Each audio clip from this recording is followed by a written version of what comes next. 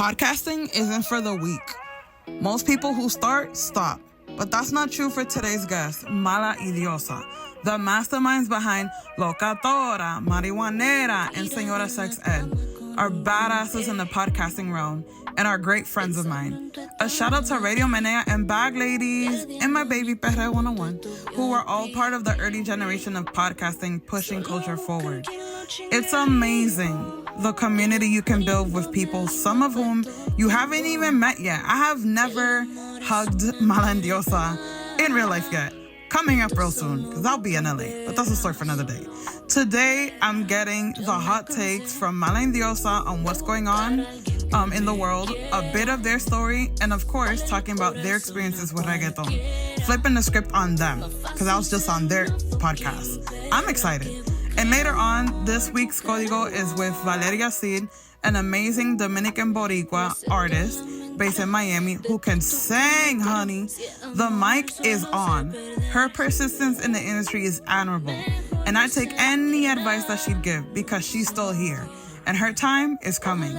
So much to take in on this week's episode of Reggaeton Con La Gata. Así que póngase sus cinturones. This one's gonna be good, y'all.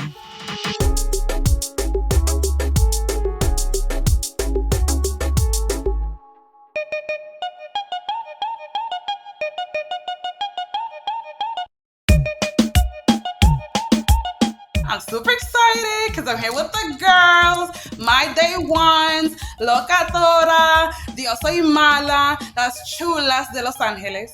Ladies, how are you doing? Hi, I'm good.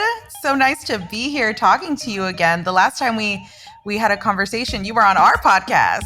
Yes. Oh my gosh. Diosa, dime, ¿cómo tú te sientes, chula? Hey girl, it's Diosa. I'm super happy to be in conversation with you. We have been, I can't even remember, I think I might have found you and your work and your platform on the OG podcast Radio Menea.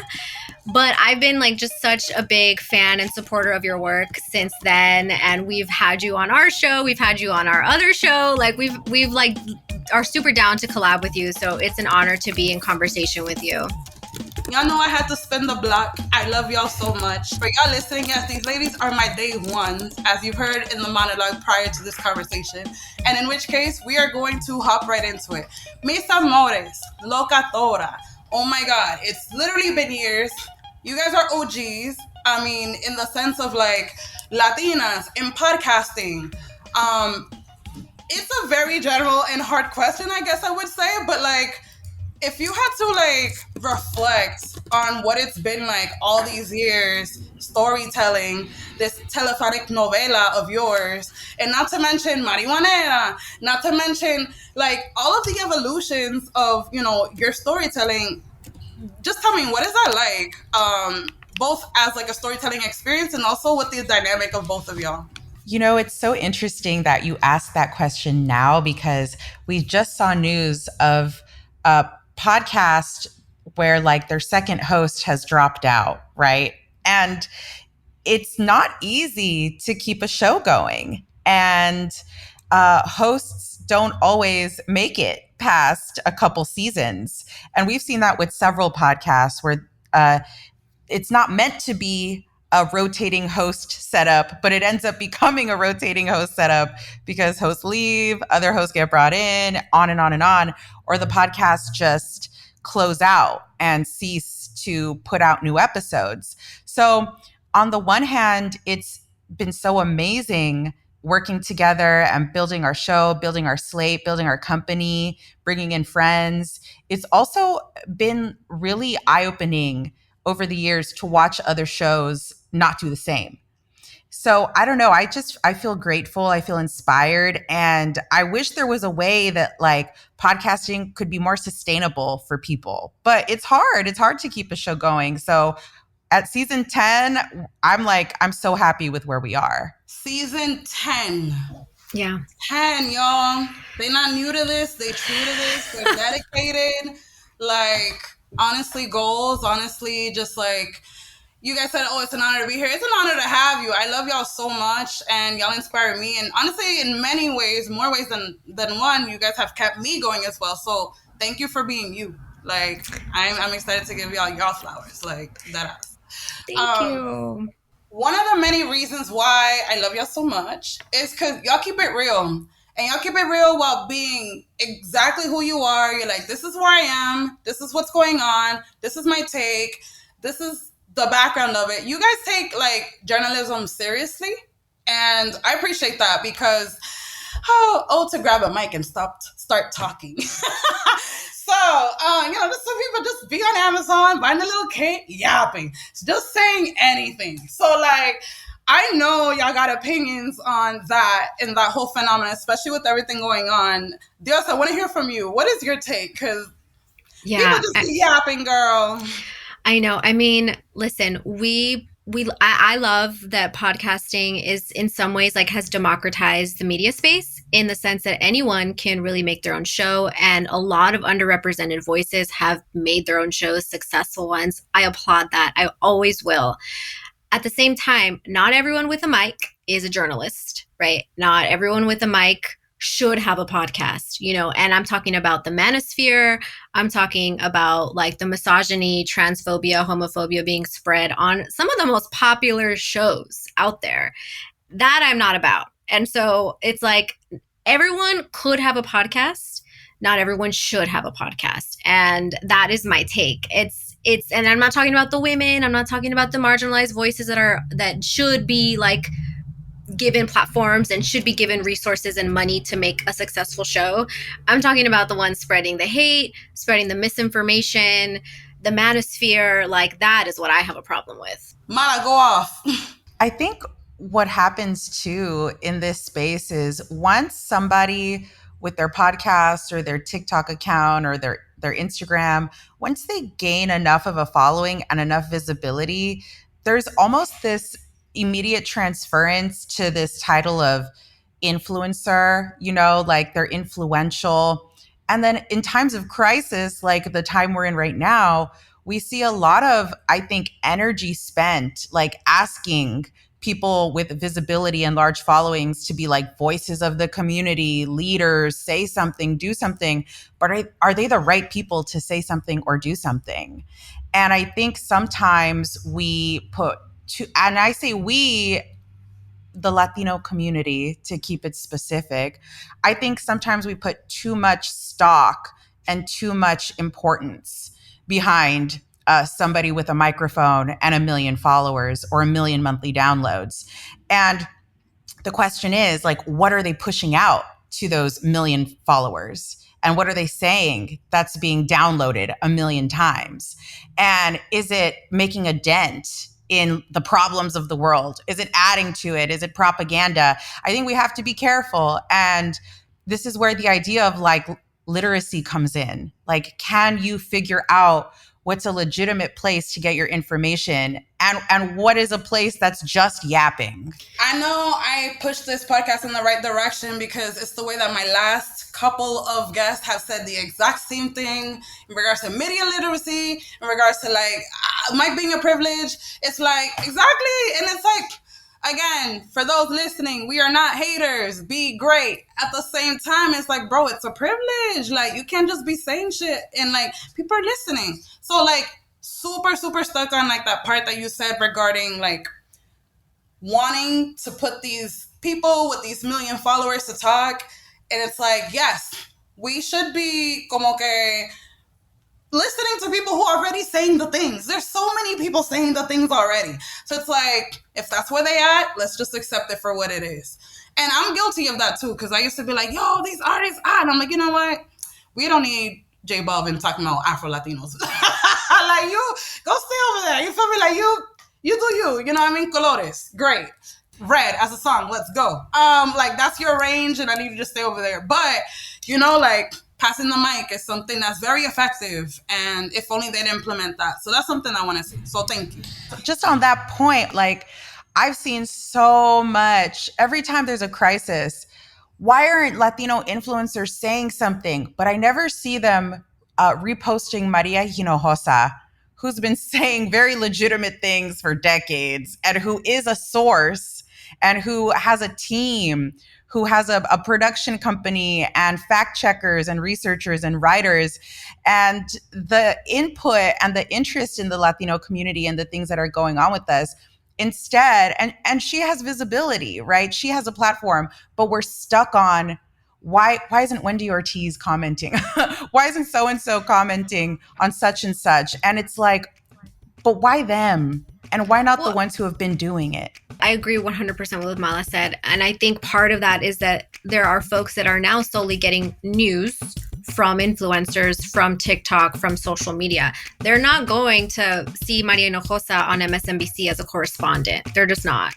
And so I agree with what Mala says, but I think that piece of like, well, they're not getting their news actually from news sites or news sources anymore, I think is a big reason why there's like a pull or a push and a call for the influencers to speak on things. But I don't like, they're influencers. They're like, at its core, they're influencers with positive messaging that are social justice oriented and activists and all of that. But if we're thinking about influencers at their core and the types of influencers that they're asking to maybe speak on a certain topic, they're selling things. Like, influencers are influencing you to buy something. They're not. There are influencers, like I said, that do more impactful work, but there's also like the influencers that are influencing you to buy something from their links, their commission. And it's like, those are not the people we should be getting our information from also. And it's not shade or hate to them, but it's more so asking and interrogating, like, why are we so quick to go to the influencer versus like the journalist? And there's like this interesting amalgamation that's happening on social media where the influencers are journalists and the journalists are being forced to be their own brands and be like create influencer content. So it's this weird like enmeshment that's happening right now, and it's really challenging, and it's a really confusing time, I think, for the landscape. Heavy on it's weird, because it is. And yeah, I approve this message. Mis amores, we are on, se supone que we're on a reggaeton podcast, so I'm going to ask you some reggaeton related oriented questions. Mis amores, what's your relationship with reggaeton? Who do you listen to? What are your hot takes? I'm going to hear that from y'all. So, like, with things that are happening right now in the world, I think that it's really important for us to like really think about what the most affected people need. And what the most affected people need is not necessarily the Dodgers saying something about immigration. What the most affected people need is not necessarily an influencer attending a rally and posting selfies of themselves at the rally. What the most affected people need are funds to pay for attorneys. What the most affected people need are calls to our elected officials, demands that changes be made.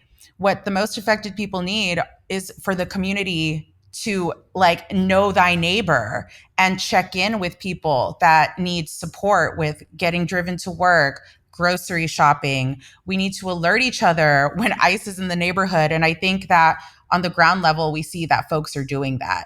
So when we think about what needs to be done, I think the best place to start is who is being the most affected and what do they need and how do we meet that need before we think about individual personalities and what they should be doing. Love that. I want to go back to your question, Gata, about our relationship with reggaeton.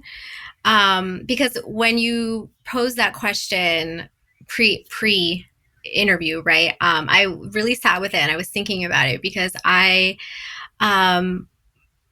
think I really connected to reggaeton when I was in high school because, you know, I grew up in the like Winston y Yandel, Don Omar, Ivy Queen, Daddy Yankee era.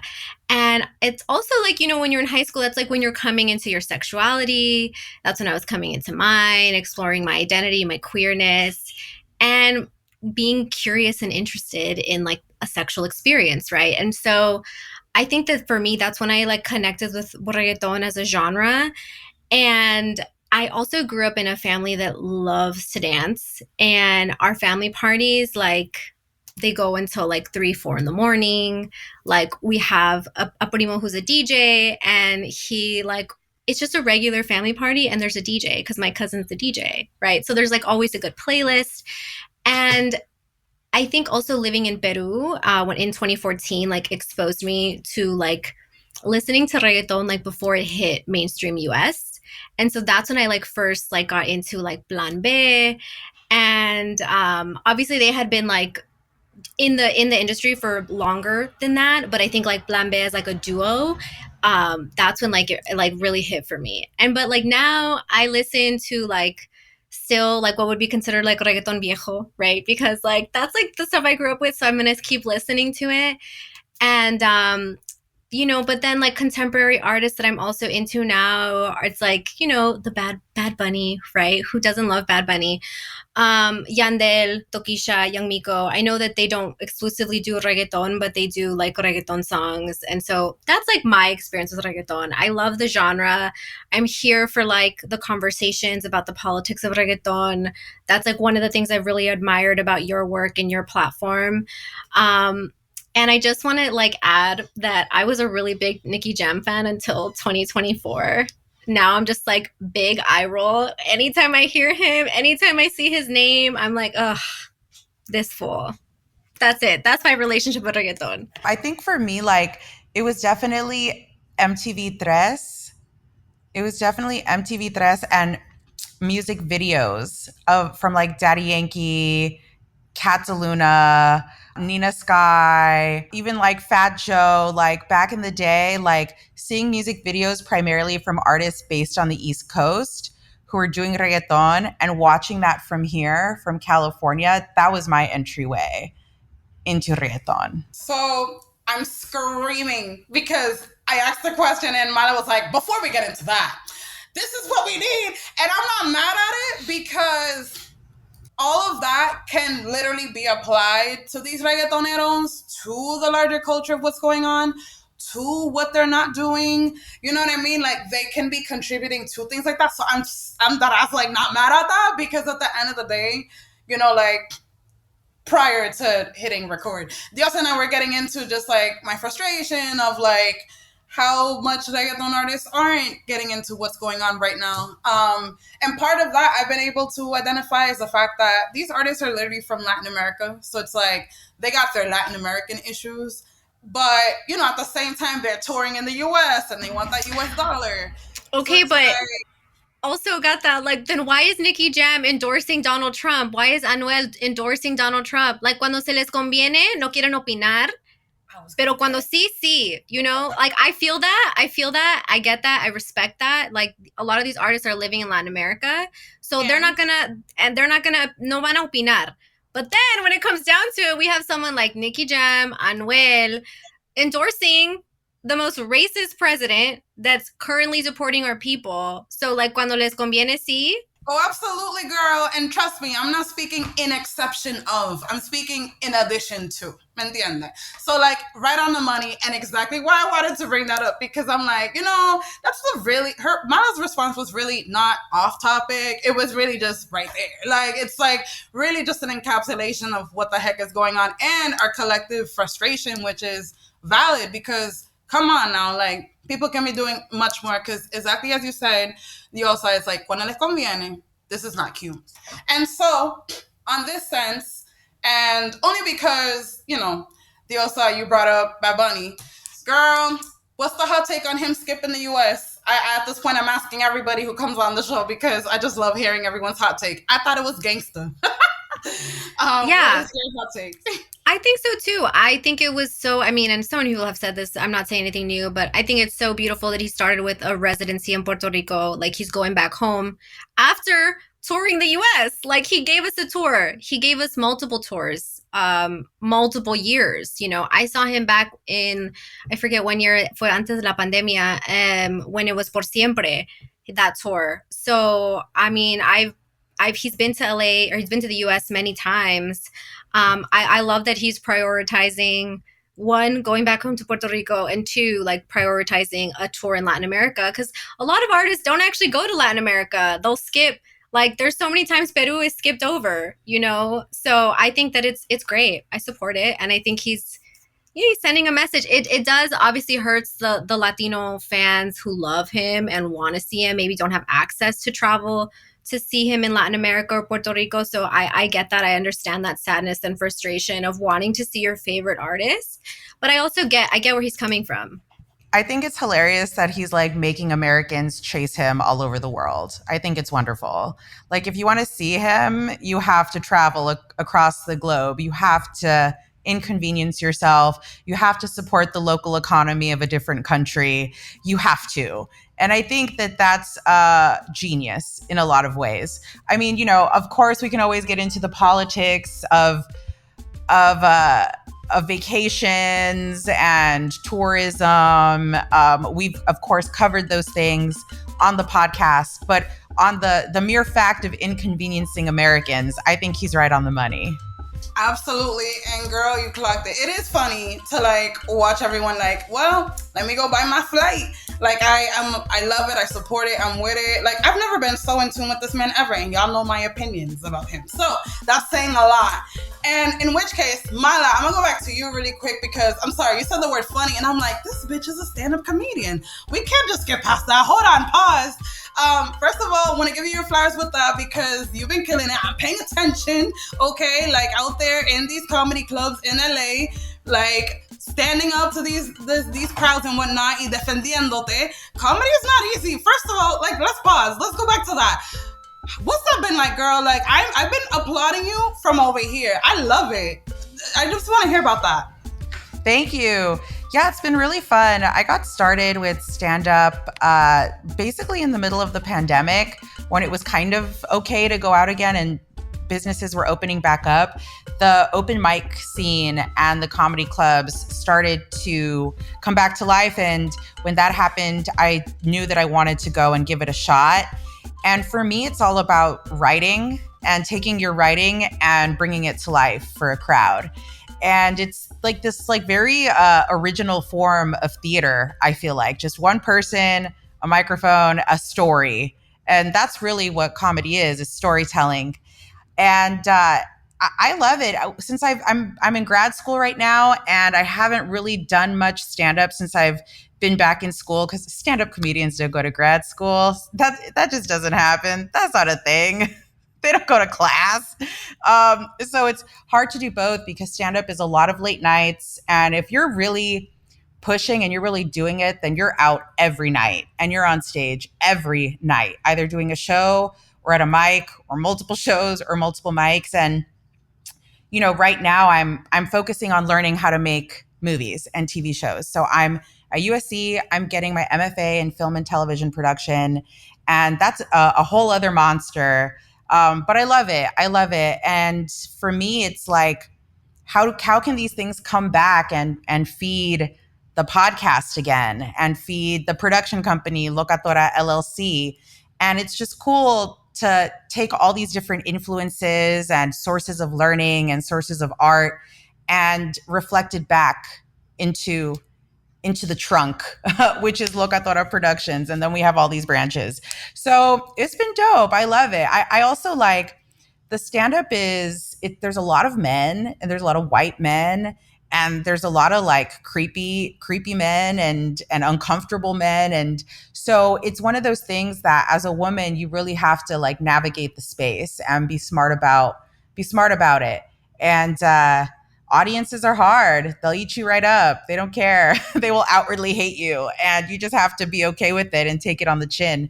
So I think anybody who does any kind of public speaking or who performs, I challenge anyone to do a little stand-up and speak directly to the crowd with no backup dancers and no band and no, co-host, just raw dog performance. I think it makes for a confident speaker and performer. I did. So nobody knows this, but I tried stand up once at I can't remember the name of this club, but it was a comedy club in, I want to say Uptown Comedy Club or something like that in New York.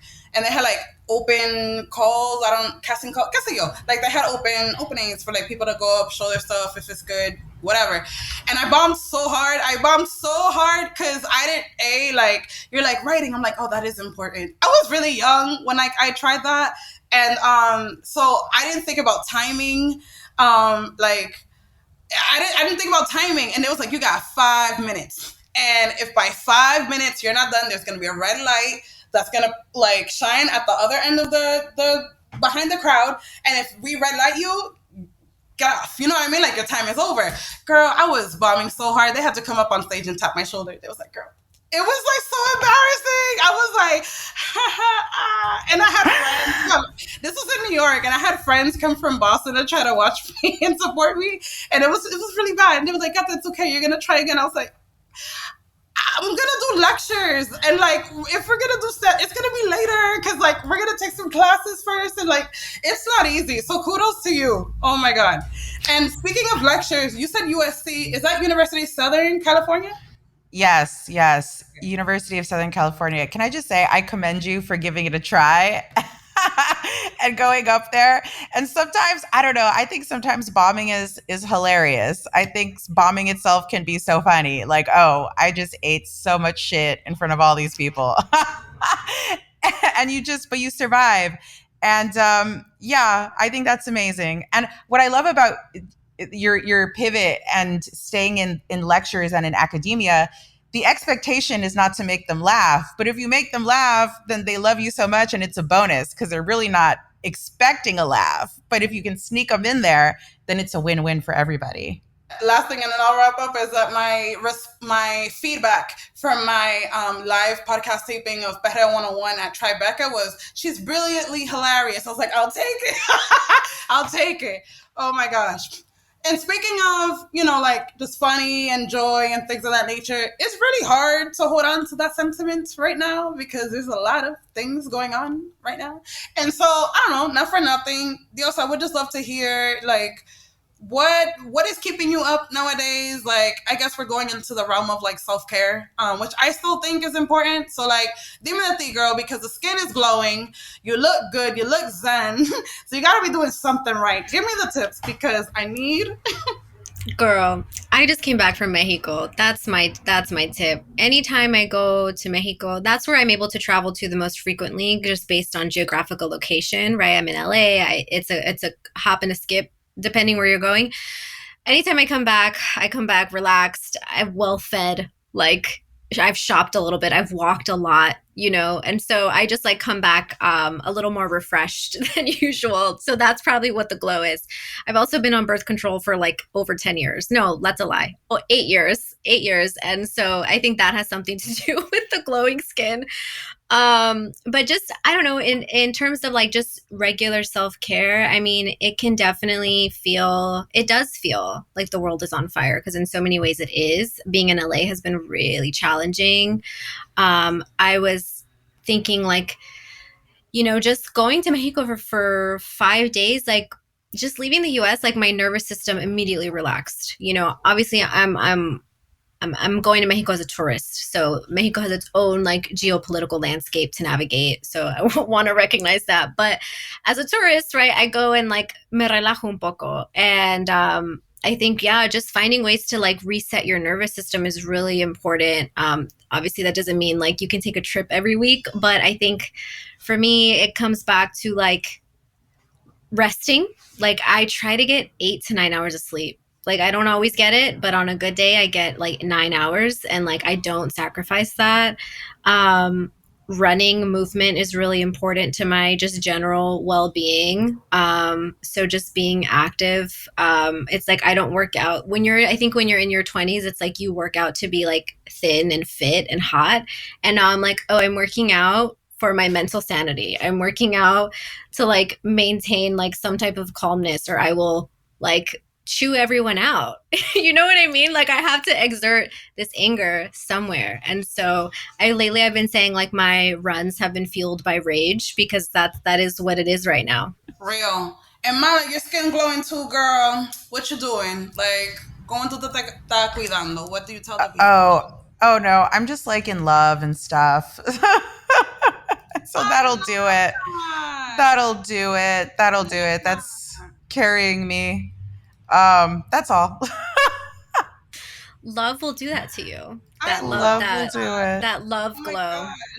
Well, I'm moving to LA, girls. I got a one-way flight. July 8th, I will be there. So that's like very soon. So like, so soon. Neighbors. And y'all know, for those listening, y'all know que soy media bruja. But every time I like get a consulta. They're like, as soon as you move, you'll fall in love. And I'm like, I'm ready.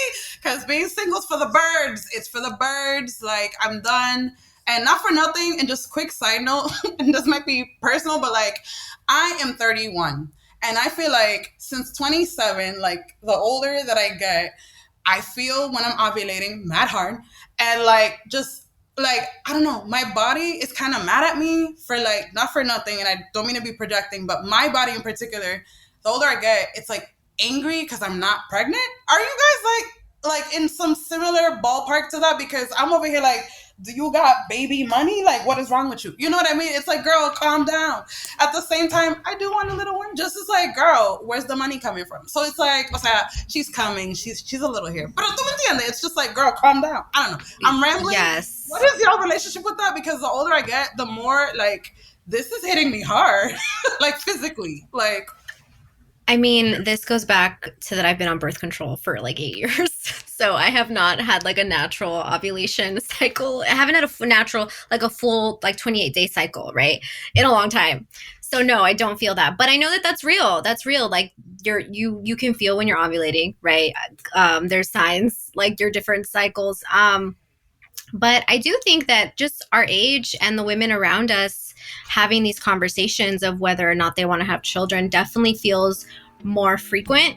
I feel like I can't have a dinner with a group of women without the topic of children coming up, because it just feels like that question is just looming over everyone. It's my friends are in their early to mid 30s. And so I don't think you're the only one kind of having this question of like, wait, is the baby coming? Like, am I ready for this?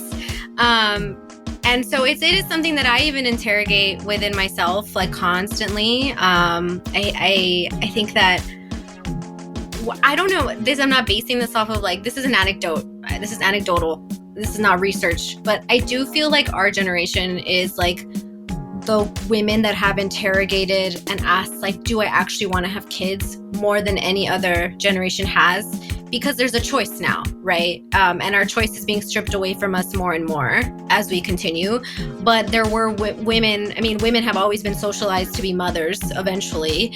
But I do think that we're the first generation that's actually questioning, like, do I even want that? Is that even for me? And so I think that these questions are part of this age group and part of the generation that we're in.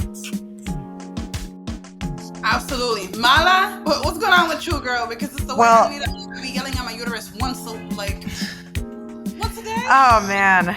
It's just, babies are forever, you know? If all goes well.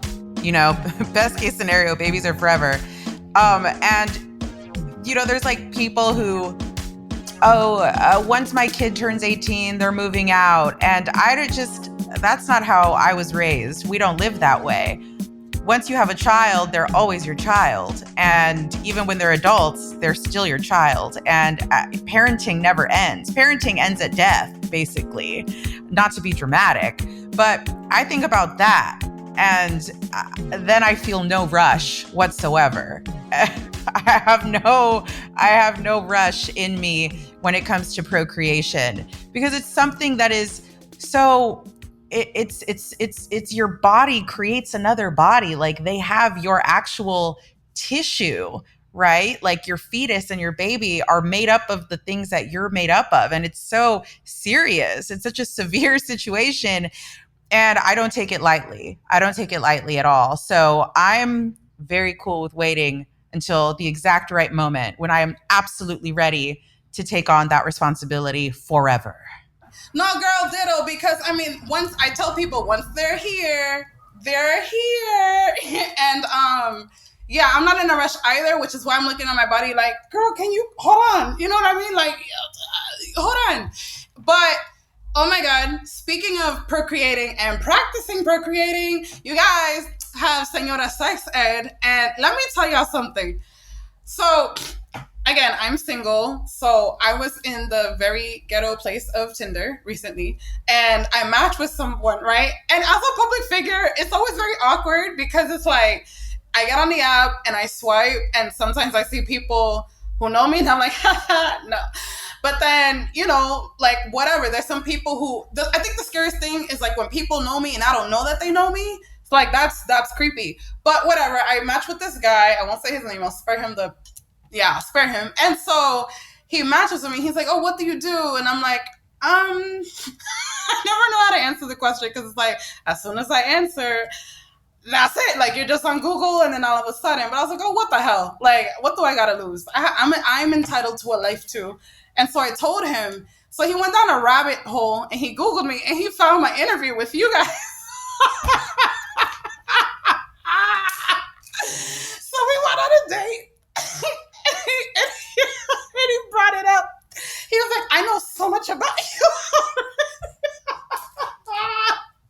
Oh my God. Did we spill your tea? I spilled my tea, girl. I was on there yapping. I listened to that episode back and I was like, oh, I was comfortable with these bitches. Like, I have never said bitches it all out.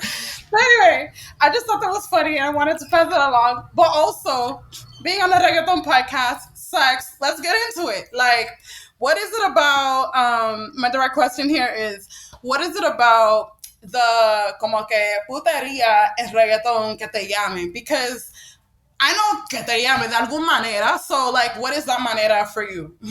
I mean, just like, I just love the way your body just moves. Like, it's un instinto, right? It just comes out when you hear a beat, right? And then, like, you're listening to the words and you're like, oh, yes, like the sexy messaging, the sex of it all, the putería of it all, like you said. I think it just is muy llamativo, right? And it as an adult, right? Like, I can enjoy it and I can, it just feels like, I think you might have said this, Gata, but it's kind of like a nice foreplay, into just, I think what's really great about reggaeton is, like, you can just be sexual for yourself. Like, it's not necessarily foreplay for you to, it can be, but it doesn't need to be foreplay for you to have sex with someone. It can just be like, I want to dance and this feels good and my body likes it. Like, it's responding, So I think that is something that I really enjoy about reggaeton as a genre.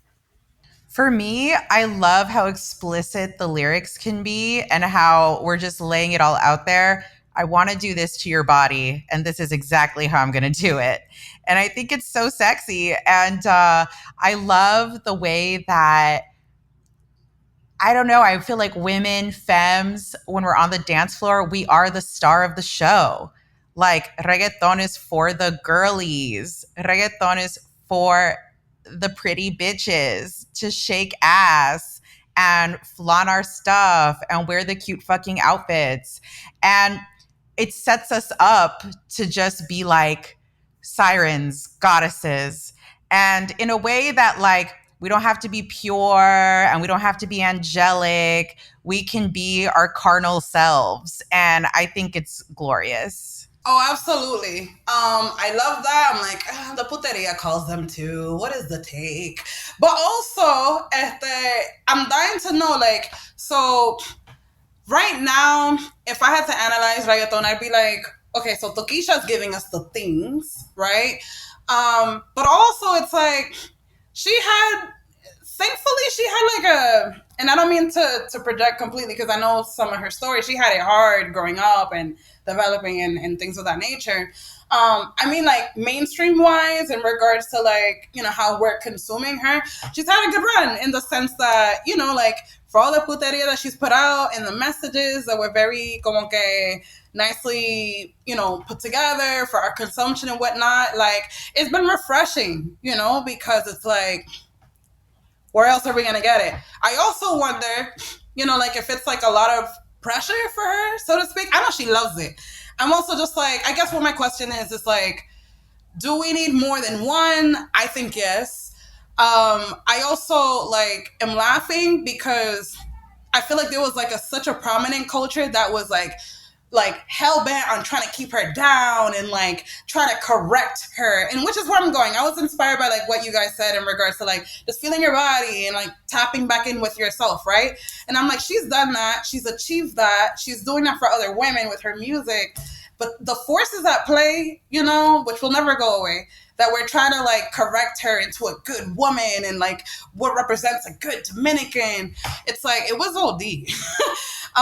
And yet, you know, she has been able to push the needle. I don't know. I would just love to hear your commentary on like that whole phenomenon, because why, you know, and this also feeds into the larger topic of trying to police women and like our decision making, which we've talked about like throughout this whole conversation in general, to be honest. I'd just love to hear your take on that. Yeah, I think it happens like every generation and with each new like provocative star.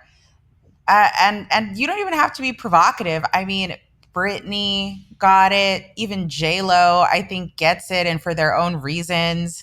You know, people are also somehow find ways to scrutinize Beyonce. It doesn't make sense to me, but I've been watching Love Island, and like the hate that Huda's getting is like out of this world. I mean, people love to hate a bad bitch who is successful and on her shit. And we just see it over and over and over again. And it goes back to the idea of, if they're not hating, then you're just blending in. And if they are hating, you must be doing something right and different and innovative. So as much as it sucks, I also think it's like, okay, Tokischa's like, she did something and it stood out. And I think that's something to be celebrated. It's a double-edged sword in that way. Yeah, I don't think we cannot be putting like our hopes and dreams on one sole artist and have them be like the end all representation of like what a quote good woman is, because it's reductive. And Tokischa has showed us that she is a multifaceted, multidimensional woman who enjoys being sexual and makes music about sex, and because she can and she likes it and she wants to, and we like it too. Absolutely, ladies. Oh my God, I can yap from here until tomorrow with y'all, but we don't have all that time. Mis amores, I do want to thank you so much for joining me here at Reggaeton Con La Gata, mi gente. Again, they're not new to this, they're true to this. If you know me, most likely you know Locatora, but for the sake of things, make sure you follow Locatora and Marijuanera and Señora Sex Ed everywhere. Show them some love and tell them I sent you. Mis amores, that's all the time that we have for Reggaeton Con La Gata. Hasta la próxima. Ciao. My goodness, Mala and Diosa are saying the things. I don't want to stop, but we'll be right back right after these messages. Así que no se muevan. Me va mejor sin ti, sin ti, sin ti, sin ti. Ahora vienes a buscarme. Lo siento, pero ya es tarde. Todo lo que no hiciste. Mis corazonzones, you know what time it is. It's time for El Código de la Semana, the Código of the Week. And this week we have Valeria Cid, a dope body dummy artist who's been in the game. She's not new to this, she's true to this. And she's killing it down there in Miami. I can't wait for y'all to hear what she has to say. Let's get into it. Que sopa, gente linda. Yo soy Gata, tu galleta favorita. Estamos en Reggaeton Con La Gata. Grabado en vivo desde el Clevelander en South Miami Beach. Shout out to the Clevelander. Mi gente, estoy emocionada, happy, feliz, también flow feliz. Porque estoy aquí con una gran amiga mía, una que yo admiro muchísimo. Una artista aquí de PR. Oh, yes. En Miami. Mi amor, ¿cómo tú estás? Valeria Cid. Estoy muy feliz de estar aquí contigo, mi vida. Finally. ¿Sabes que la admiración es mutua y finally? It's been a long time coming. Yes. How are you? Muy bien. Yeah. Aquí. Feliz también de estar aquí. Estoy tranquila. Estoy disfrutando de la semana de los Grammy. Gozando. You're always like such a good, happy, positive vibe. I love it. I always love your energy. My love, thanks for being here. And oh my God, I'm over here like, where do I start? Because honestly, there's just so many things I would love to cover with you. Let's get into your story. So like, who is Valeria Cid? ¿Cuáles son tus inicios en la música? ¿Cómo decidiste, yo voy a hacer música? This is who I am. ¿Por qué tú lo haces? Cuéntame. Pues mira, realmente yo todavía me siento como una niña que tiene un sueño y está detrás de él, y es la música. Llevo cantando casi toda mi vida. Yo empecé enamorándome de la música como bailarina. Yo bailo desde los 2 años de edad. Yo empecé siendo bailarina y ya después, cuando estaba en la escuela, ahí descubro que también canto, que tengo voz y empiezo a entrenarme para eso. Empiezo cantando en el coro de la iglesia, como yo creo que la mitad de la gente de la iglesia y de la escuela, en los coritos, la mitad de los músicos han empezado así. Yeah.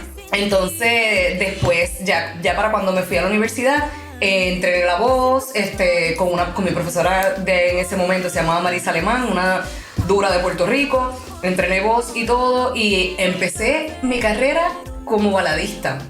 Yo empecé con un álbum de balada y yo misma escribiendo, porque yo empecé a escribir bastante jovencita, que un día cogí un papel y empecé a hacer melodía y yo, espérate que yo creo que yo puedo escribir. Y así empecé a escribir a capelita, porque yo no toco instrumento.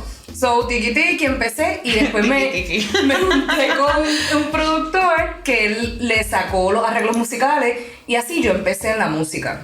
Ya empezando el cambio del pop al reggaetón. Mucha gente me decía, ¿por qué tú estás sacando esto ahora? Si ya está haciendo un cambio y a ti te gusta el pop más movido. Pero lo que pasa es que yo soy una baladista y romántica y me encanta escribir de desamor, aunque esté enamorada o no enamorada, ese es mi... Amo escribir de desamor.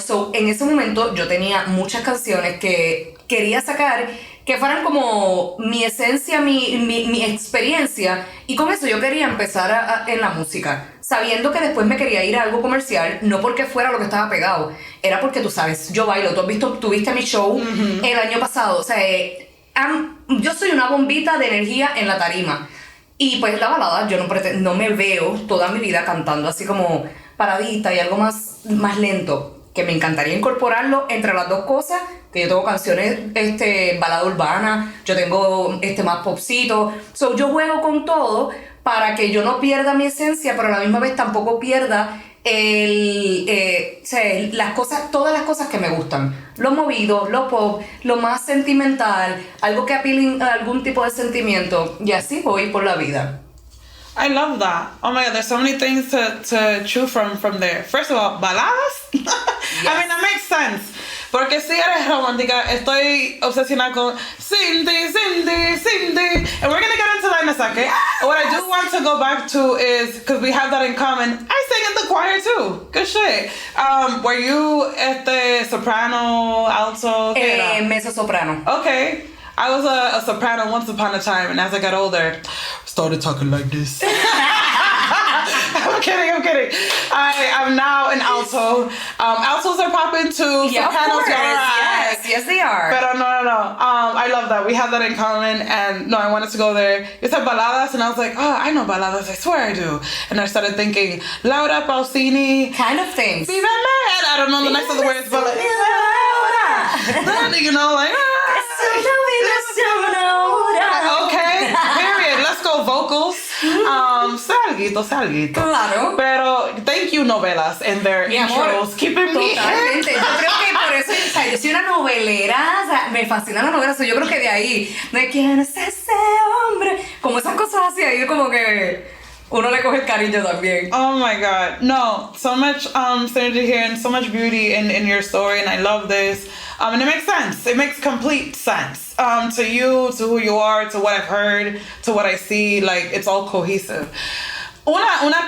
Una pregunta que me llega a la mente, sabiendo que tú puedes hacer muchas cosas, right? Esta industria muchas veces like, requisita que uno tenga like muchos hats, right? Mm-hmm. Pero a la vez, artísticamente, and something I often ponder, as you know, I have artistic aspirations myself, is like, ¿qué te digo?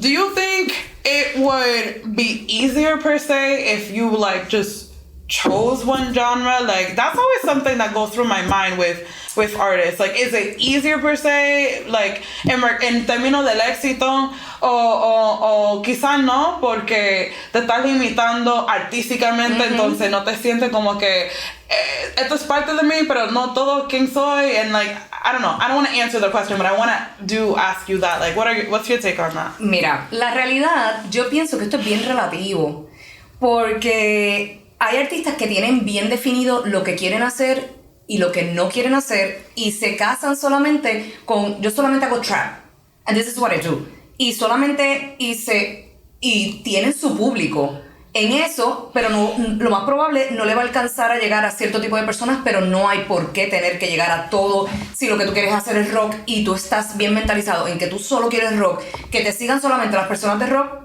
porque eso está mal. That's super good.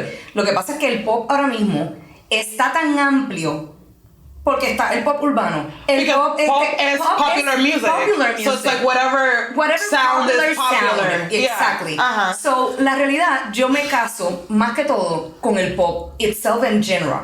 En general. Que de momento puedo hacer un reggaetón porque lo puedo hacer y porque tengo cómo hacerlo. O sea, es más encontrar el sonido que tú quieras y tú llevarlo a que cada cosa después, porque a mí me tomó, para cuando yo empecé a hacer más pop urbano, a mí me tomó tiempo encontrar cómo cantarlo. Vengo de tener mucho más vocals en las canciones, a empezar a conocer mi voz en otro registro, mi voz en otro género, que viene siendo pop, pero en otro género, que se canta diferente, que se habla diferente, que se escribe diferente.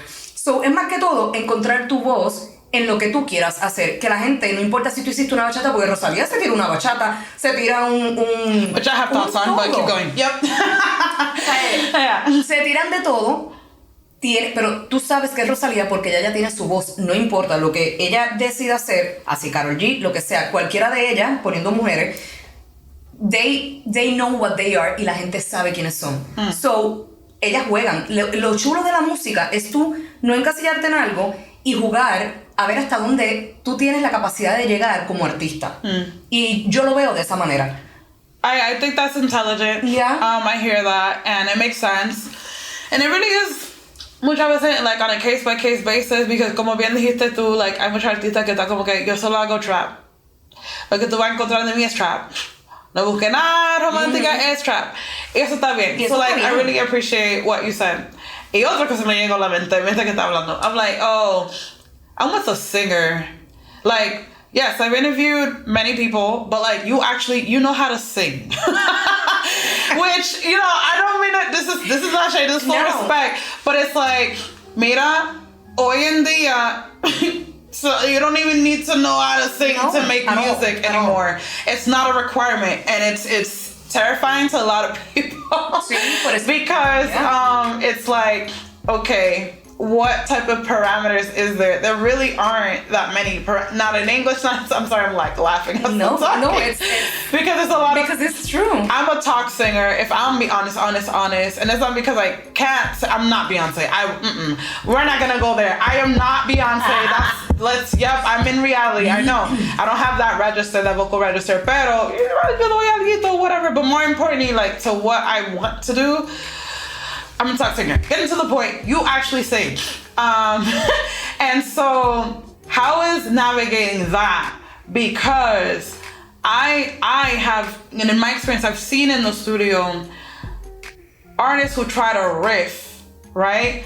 You know, do all the la-la-las and whatever on the reggaeton, and I've seen producers go back and say, nah, a lo más simple. No, that's... What does that feel like? Like, talk to me. I know you go through that. Oh my God. Get into that, please. Mira, al principio fue bien frustrante para mí. Yeah. Porque yo tengo mucho vibrato. Mi voz naturalmente tiene mucho vibrato. Y hay veces que yo he estado en estudios donde, literal, a veces siento que estoy hablando en la canción. Y es como, la estás cantando demasiado. And I'm like, what I'm supposed to do? Like, I can't do any less. O sea, y yo hice las paces con eso, porque la realidad, pues cada estilo tiene su manera de cantarse también, pero también aprendí a no perder tampoco lo que yo soy. Si en algunas canciones yo tengo un vibrato, al final lo voy a hacer porque de momento vuelvo a traer a Rosalía aquí al plano, por el hecho de su voz tan diferente. Todo el mundo te dice, no le pongas vibrato, esto, lo otro. Viene Rosalía con más vibratos que el cará, porque la tipa te hace y parece, o sea, una cabra linda. Amo a Rosalía, no me funen por eso. Pero me refiriéndome a los vibratos. Ella tiene unos vibratos hermosos, lo usa y la gente lo ama. Yeah. Y la gente la respeta porque ella decidió ser ella. Yeah. Y que no le importe lo que le diga la gente, ella no quiere hacerlo, hizo. Y todo el mundo estaba después gozando. Yeah. Diablo, qué brutal, qué diferente. People love Qué different. diferente. Yeah. People love different, but people are not willing to let you be different. It's like this thing, and thank you, because like it's like this thing where like, okay, I know what I want to do and I want to be in this lane and I want to be different, and then it's kind of like this thing where it's like until other people validate it, you know, that everybody is gonna see, oh yeah, that's a good idea. And that's but in el proceso, they're like, no, shoulda, woulda, coulda, stay in the box, but then be different, but then don't. You know, it's like it's exhausting. Yeah. I've clocked that in the studio. It's like been very interesting to watch. And I'm just like, oh, this generation, I often question if people actually like music. That's where my brain's been at. That's a very good question. That's where my brain's been at, because look, fuck stream culture. Like, if a song is good and it's 4 minutes, if it's 5 minutes, if it's 6 minutes, I will hear beginning to end and I'll replay it. You know, but like making it so short that we play it again and again and again, it's just so cheap. It really is. It's not giving a love for music. It's giving hurry up and get it over with. Yeah. And I'm like, what is the rush? I don't know. We're losing a lot of rushing. I'm not used to this rush. Yo vengo de que salía un disco y uno lo escuchaba el año entero till that artist release another album. So a mí se me hace un poco complicado el hecho de tener que mi música sea tan desechable y yo saqué esta canción y el mes que viene tenga que sacar otra y ya la otra me murió. Cuando son mis bebés, he trabajado por tanto tiempo, I invest my time, my money.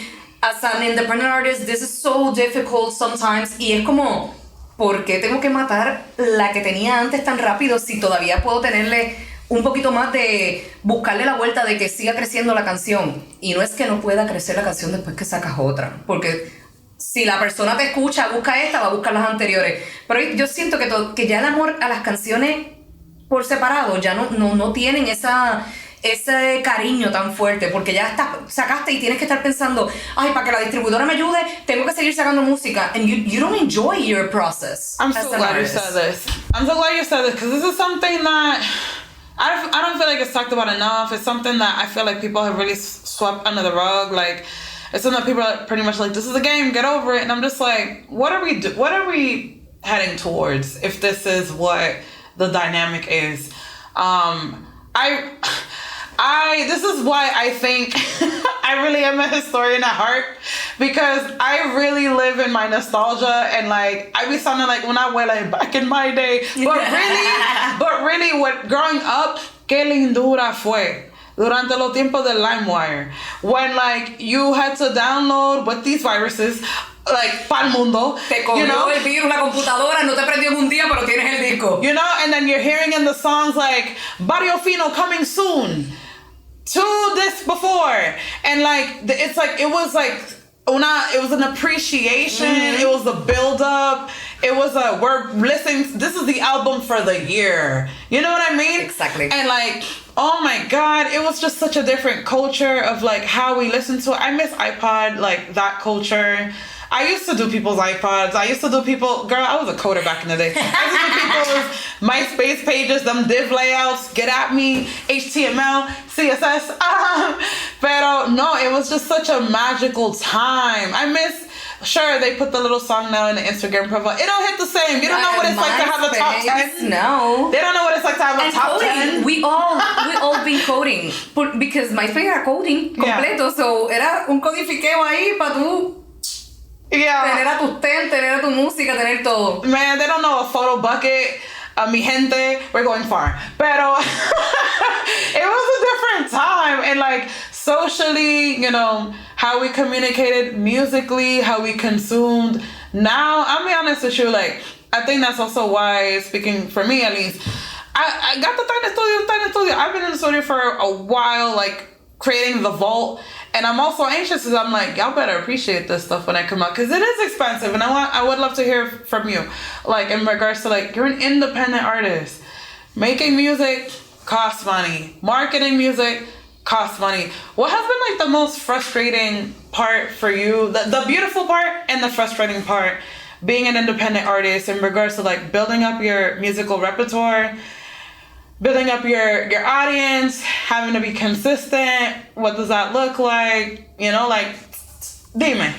Mira, realmente uno tiene muchas altas y muchas bajas en esta. O sea, there's time que uno dice, yo me quiero quitar, I don't want to do this anymore.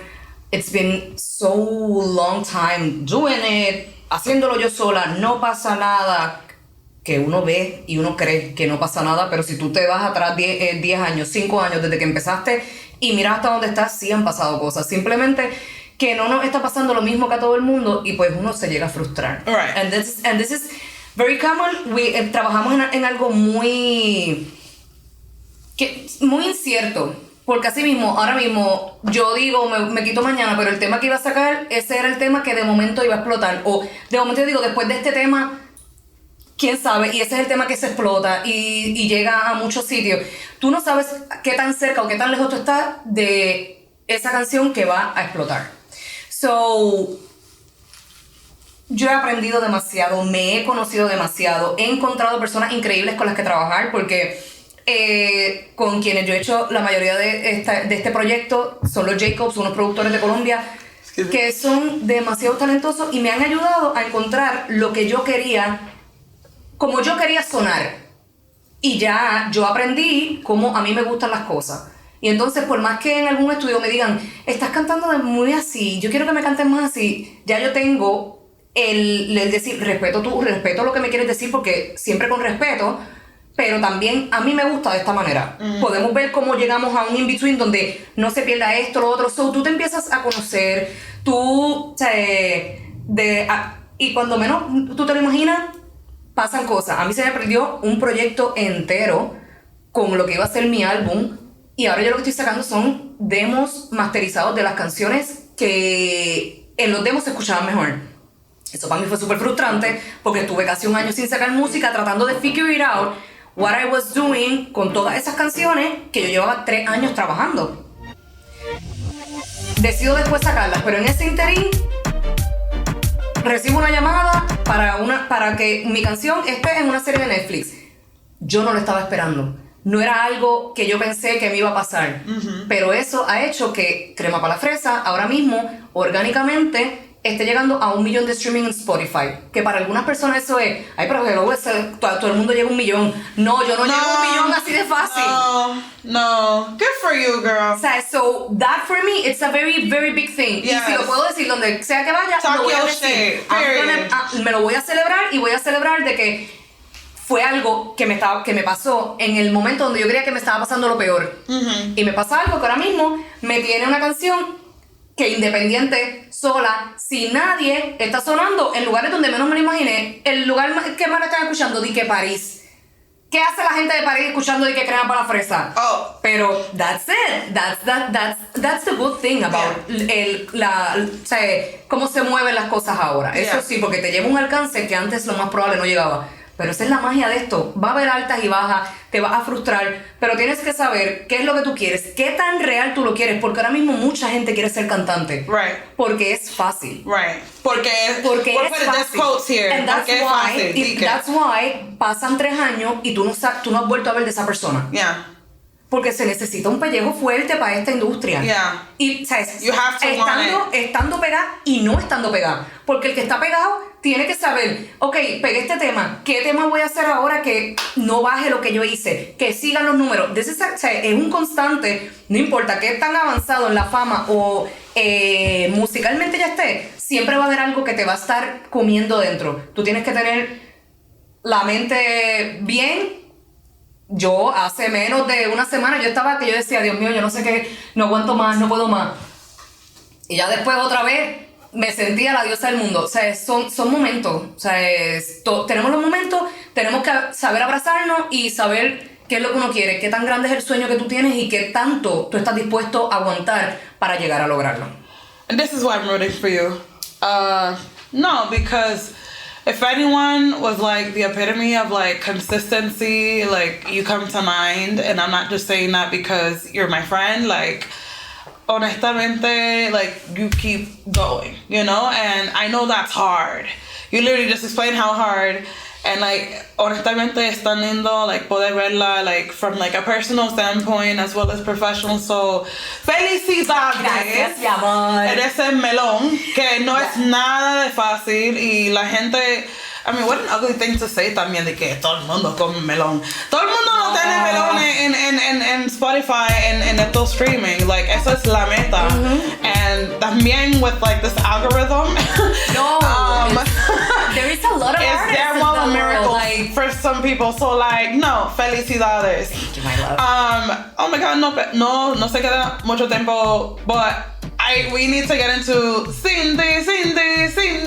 Let me tell you something. I saw Valeria Cid sing it live for the first time at a shout out to Songtress at a Songtress it was a showcase for the Billboard last year. Yes, and you know, había mucho talento, and you know, I know Valeria, I know she was gonna do her thing, but wow, catchy. I looked at her and I was like, girl, did you get a distribution deal for this? This is the one. I hear this on the radio. Tell me more about the song. Y cántame un poco. Claro que sí. Vienes a buscarme. Lo siento, pero ya es tarde. Todo lo que no hiciste cuando estabas conmigo ahora lo quieres hacer, pero no se va a poder. That song. ¡Para los pelitos! Esa canción la escribí con los Jacobs, con los productores que también son artistas. Ellos son un todo. Ellos producen, ellos escriben, ellos tienen su proyecto.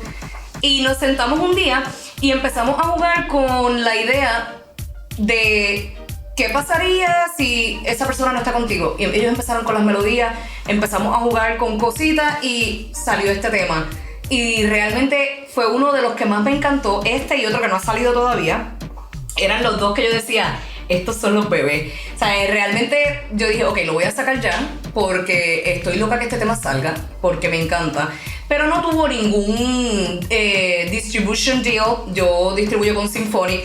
No pasó mucho con la canción, pero still, donde quiera que yo canto esa canción, siempre la gente como que, este tema me fascina. Girl. La gente conecta mucho con ese tema. So, yo no pienso y no lo veo como, no pasó nada. Simplemente todavía no ha caído en el lugar adecuado. You can also re-release it. Of course. No, honestly, it's like, it's a hit. It's a hit. I'm not saying that. I'm not tooting your horn. I mean, no, I'm gonna toot your horn. Like, honestly, it's a hit. Girl, you had me in the house cleaning, singing. That song is everything. You are everything. Sigue siendo tú, like, no te pares, like, lo tuyo viene. Lo tuyo está, y lo tuyo mucho más viene. And I'm excited for you, and thank you for being here. Thank you for the invite, my gata bella. Mi gente, estamos aquí en Reggaeton Con La Gata con Valeria Cid. Hasta la próxima. Chao.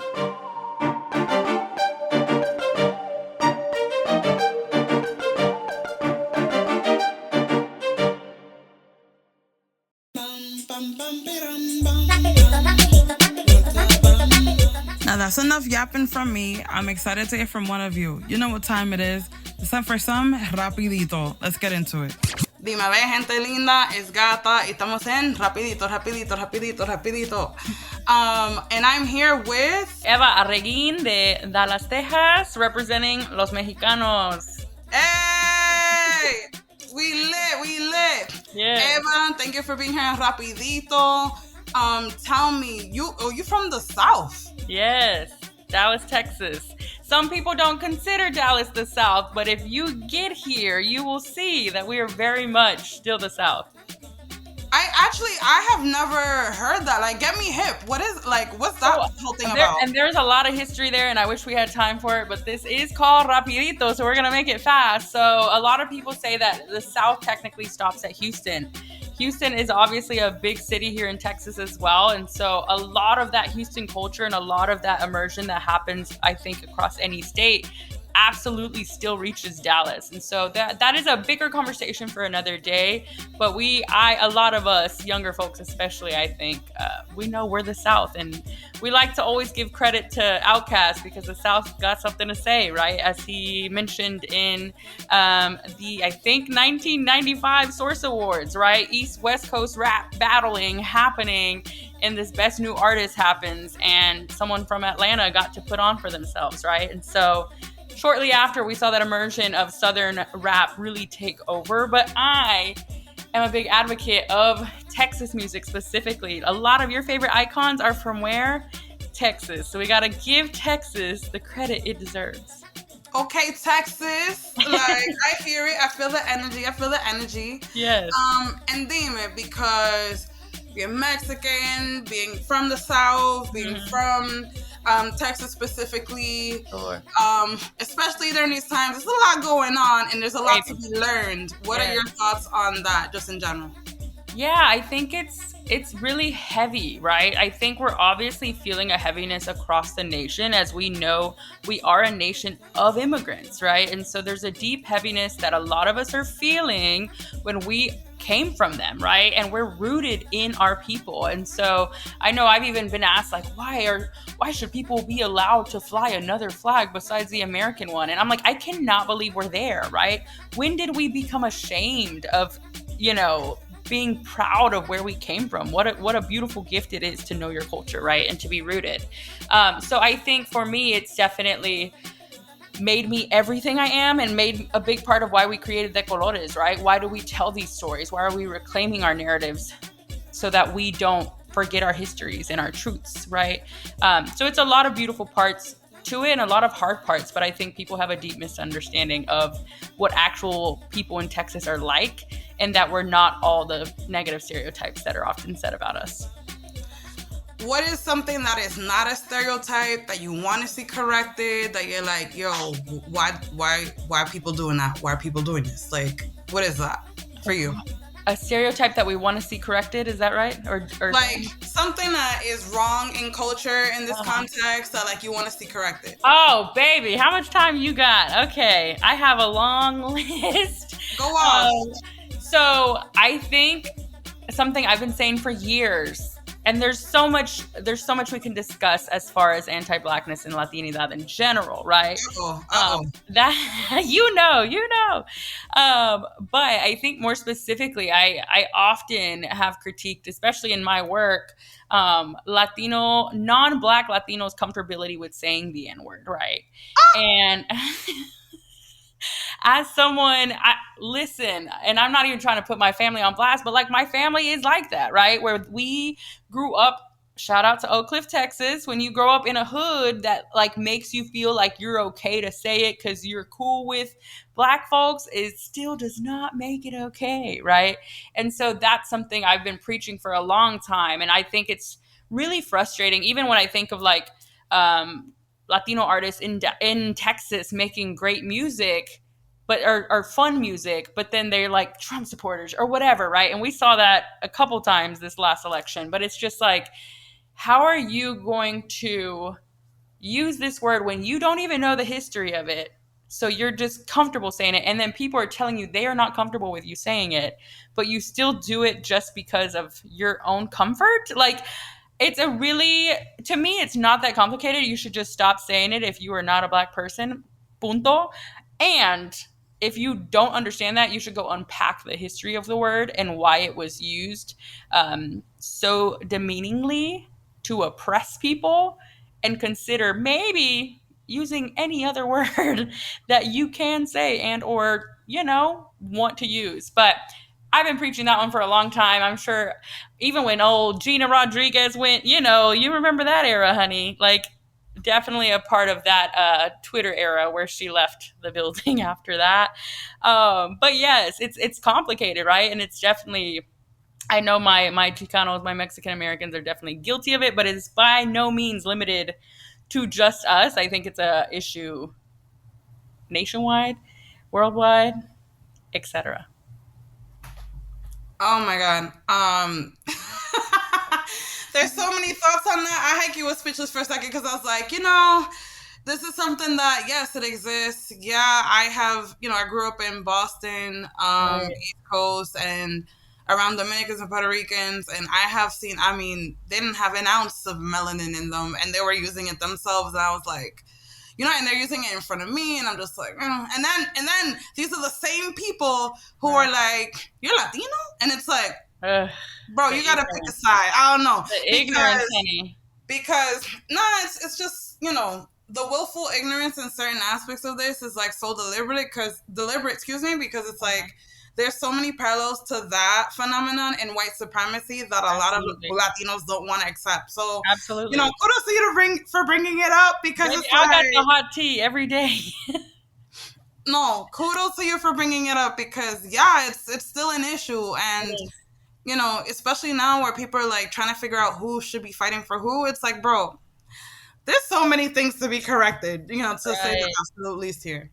I think especially right now, as we want to see more Black and Brown or Black and Latino solidarity, or I've seen a lot more of those conversations, especially as, these protests in LA were happening in these cities that have big demographics of both. It's like, not that might not be people's number one priority, but it's a simple shift you can make in your language, which you're in charge of, because language is living and it's evolving. You can transform that and just be a better person. You don't have to double down just because you're stubborn and you have ego problems. Absolutely, absolutely. Eva, I would be remiss if I didn't ask you any questions about reggaeton here on the Reggaeton podcast. Let's hear it. I'm honored. Are you ready? Yes. Okay. I love asking people this question. Oh, I'm nervous now. If you can A&R and or assemble a track with two artists or a group of artists, it don't gotta be two, dead or alive, who would it be? Reggaeton. Oh, I gotta get Evie Queen in there. You gotta do her one time. Who else would I want to throw in there? Dead or alive? Okay, can we go? I think he's still alive, but I know he's no longer like an active reggaetonero. But I love, even as a child, I remember loving El General. Like, I'm screaming, yes, he's still alive, girl. I know he's alive, but he's like super Christian now, right? So he's not like a musician. Yeah. So he's alive, but he's not in the industry anymore. But for me, I'm like, I need a baddie, but I also like the music. It's like so OG classic reggaeton that if I could see that mashup, that would make my heart flutter, because they still, both of their works still are some of the best, even in this modern digital age with so much more advancement in technology. For me, it gave. So that's probably my initial response. I probably could think on it more and change it later, but those are the two that I think I would love to see a little reggaeton vibe too. That would be something special. Love it. I actually haven't heard that combo. Look at you. For Panamanian Puerto Rican solidarity. Love it. We need. Right. Okay. Another reggaeton question. Okay. Well, who are you listening to right now? Who do you like? I hate to be basic. Obviously, I'm a Pisces. I think I just have a natural incline to the water boy. But I also went to. Oh, what happened? I hear you. Okay, weird. It just, my screen changed. So sorry. I don't know why it disappeared. But I was going to say, I don't want to give him any more credit than he already gets. I think he's overhyped, definitely. But I still love him. Obviously, the Bad Bunny album, I went to PR. And it made me love it more. So I'm not trying to give him any credit. But I was glad that, I will give him credit. But I'm not trying to, boost him any more than he already is. I do love how he always highlights smaller artists, or like more local artists like Chewy and stuff like that. So I definitely must say that I'm grateful to see not just him thriving in that way, but still reclaiming a political lens, which I think most musicians are and or were afraid of. And I think when you have a platform that big, you have to be wise with it. And I think a lot of I'm going on a political tangent now. It's okay. They tend to just lean back into like, how do I make skincare or hair care or something to make more money, when it's like, babes, if we're going to keep building a movement, you got to be intentional about how you're showing up and supporting. But I also, this is the last thing I'll say, I have ADHD, so I hyperfixate on albums, and I'll listen to like one artist for like months. So that's my apology there. But, you know, I am unfortunately, but like a Mexican girly through and through, because I'm definitely still listening to lots of Junior H and things like that as well. So I'm guilty. I need to expand my reggaeton horizons more. Okay, cool. Since two things I want to bring up before we wrap up is since you brought him up, what is your hot take on him skipping the US? I thought that shit was gangsta. Oh, I live. We don't deserve that. We don't deserve a lot of things. And funny enough, a lot of people skip Texas because Texas government is very harmful to its inhabitants as well.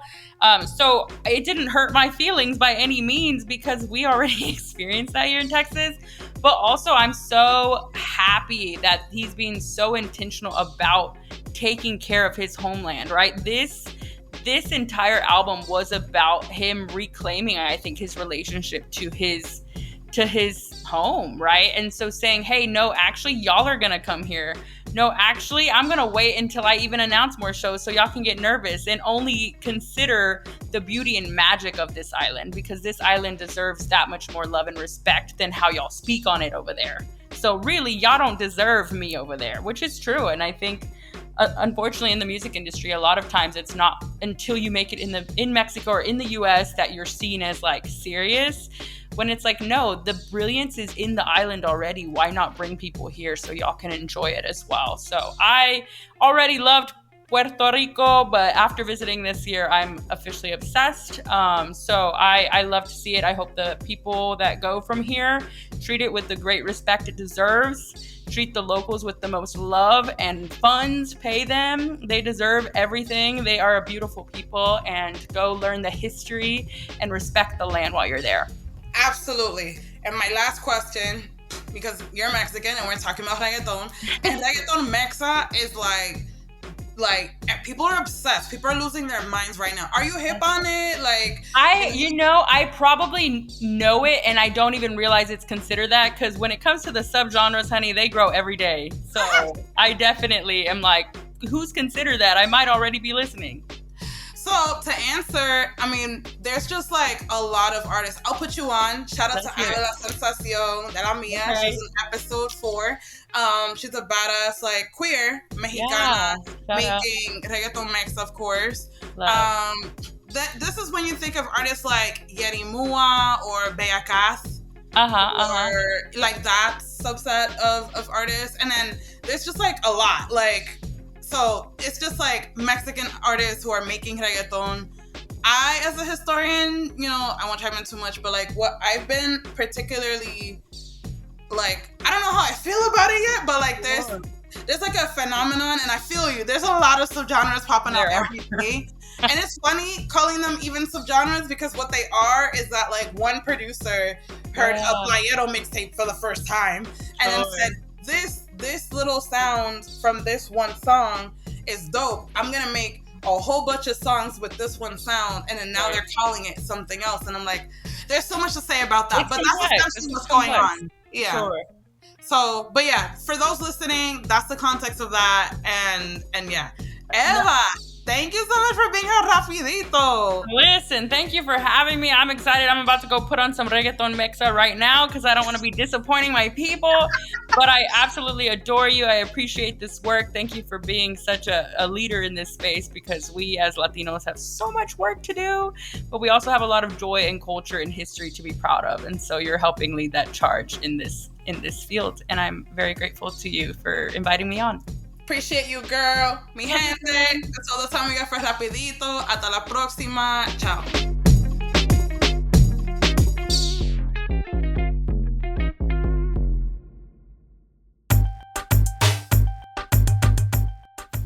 Mis corazonzones, this episode has been amazing, if I do say so myself. Y ya ustedes saben, it's time for the flores.